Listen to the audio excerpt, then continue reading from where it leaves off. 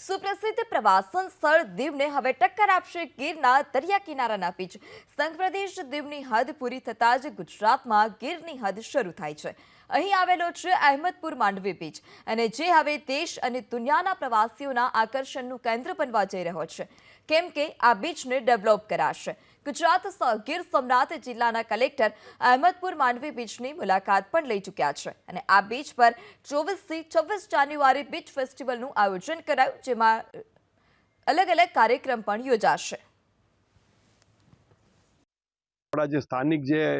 સમાજ કે ખારવા સમાજ છે એની પોતાની સંસ્કૃતિ છે, પછી આપણી યુનિવર્સિટી સંસ્કૃત યુનિવર્સિટી છે એની પોતાની આગવી ઓળખ છે, અહીંની જે કોલેજીસ છે એના વિદ્યાર્થીઓમાં જે છૂપું ટેલેન્ટ છે એ લોકોને આપણે પ્રમોટ કરી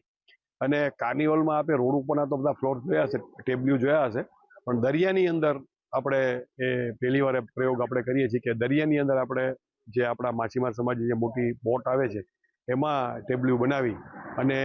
એને પેરેલલ રોડ ઉપર આપણા જે આ બાળકો મેં કીધું બીચ ઉપર એનું પરફોર્મ કરે એવું આપણે આયોજન કરવા જઈ રહ્યા છીએ.